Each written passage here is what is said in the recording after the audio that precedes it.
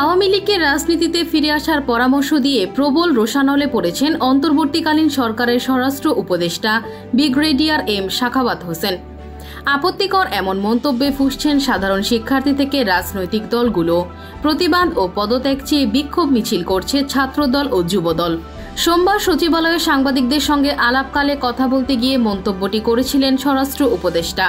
রাজনৈতিক দলগুলোর তিনি বলেন, দয়া করে আপনারা দেশকে অরাজকতার মধ্যে ঠেলবেন না, ইনক্লুডিং সদ্য বিদায় হওয়া পার্টি আওয়ামী লীগ। আওয়ামী লীগের নতুন মুখ দিয়ে দল গোছানোর পরামর্শ দিয়ে তিনি বললেন, আপনারা পার্টি গোছান, আমরা স্বরাষ্ট্র মন্ত্রণালয় থেকে আপনাদেরকে সাহায্য করব। আপনারা পার্টি গোছান with new face, with new অঙ্গীকার। শেখ হাসিনাকে উদ্দেশ্য করে তিনি বলেন, আওয়ামী লীগ সভানেত্রীকে বলছি, আপনি দেশে আসেন, আপনার নাগরিকত্ব তো চলে যায়নি, শুধু গন্ডগোল পাকায়েন না। এসব করে কোনো লাভ হবে না। এরশাদ জেলে গিয়েছিল, তবে তার দল তো এখনও টিকে আছে।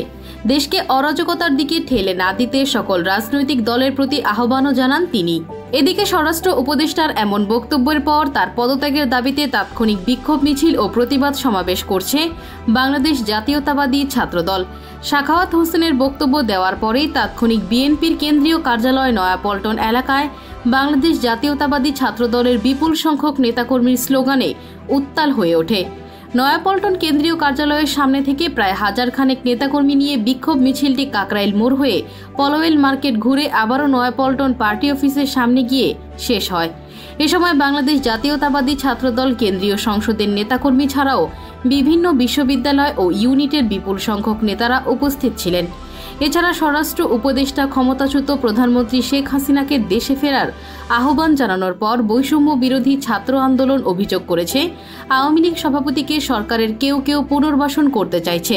এমন চেষ্টা করা হলে উপদেষ্টার পদ থেকে টেনে নামানোর হুঁশিয়ারিও দেওয়া হয়েছে। সোমবার বিকেলে ঢাকা বিশ্ববিদ্যালয়ের রাজু ভাস্কর্যের পাদদেশে সরকার পতনের আন্দোলনের নেতৃত্ব দেওয়া বৈষম্য বিরোধী ছাত্র আন্দোলনের এক সমাবেশে এসব কথা বলা হয়। সমাবেশে ক্ষমতাচ্যুতির পর ভারতে চলে যাওয়া আওয়ামী লীগ সভাপতিকে প্রধান আসামি করে আন্তর্জাতিক অপরাধ ট্রাইব্যুনালে মামলা করতেও অন্তর্বর্তী সরকারের কাছে দাবি জানানো হয়। ছাত্র আন্দোলনের সমন্বয়ক হাসনাত আবদুল্লাহ বলেন, আজকে উপদেষ্টাদের কেউ কেউ খুনিদেরকে পুনর্বাসন করার বক্তব্য দিচ্ছেন। আমরা মনে করিয়ে দিতে চাই, ছাত্র জনতার গণ অভ্যুত্থানের মধ্য দিয়েই আপনি উপদেষ্টা হয়েছেন।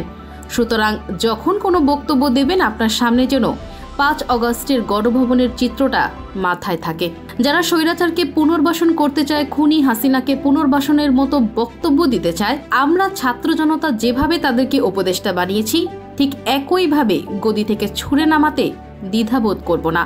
সরকারি চাকরিতে কোটা নিয়ে বৈষম্য বিরোধী ছাত্র আন্দোলন শেষ পর্যন্ত 18 থেকে 21 জুলাই পুলিশের সঙ্গে সংঘাতে আওয়ামী লীগ সরকারের হিসাবেই 150 মানুষের মৃত্যুর পর গত 5 আগস্ট তুমুল গণ আন্দোলনের মুখে শেখ হাসিনা বাংলাদেশ ছেড়ে যান।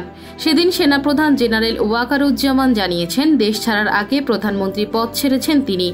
যদিও আওয়ামী লীগ সভাপতির ছেলে সজীব ওয়াজেদ জয় দাবি করেছেন তার মা পদত্যাগ করে যাননি। সোমবার সচিবালয়ে এক আয়োজনে স্বরাষ্ট্র উপদেষ্টা এম সাখাওয়াত হোসেন শেখ হাসিনাকে দেশে ফেরার পরামর্শ দিয়েছেন। তিনি বলেছেন, আপনি ভালো থাকেন, আবার আসেন। আমরা সবাই আপনাকে শ্রদ্ধা করি, কিন্তু গন্ডগোল পাকানোর মানে হয় না। গন্ডগোল পাকিয়ে তো লাভ হবে না, এতে লোকজনেরও ক্ষেপে উঠবে। বৈষম্য বিরোধী ছাত্র আন্দোলনের সমন্বয়ক আবদুল্লাহ উপদেষ্টা কারোর নাম উল্লেখ না করে যারা খুনিদেরকে পুনর্বাসন করার জন্য ব্যাক স্টেজে মেকানিজম করছেন, আপনাদেরকে এই প্লটিংয়ের আমরা 20 দাঁত ভেঙে দেব। আমরা সচেতন করে দিতে চাই, উপদেষ্টারা আপনারা সচেতন হয়ে যান। আপনাদেরকে ছাত্র জনতা প্রতিহত করবে, সুতরাং খুনিদেরকে পুনর্বাসন করার কোনো ধরনের চিন্তা আপনারা করবেন না।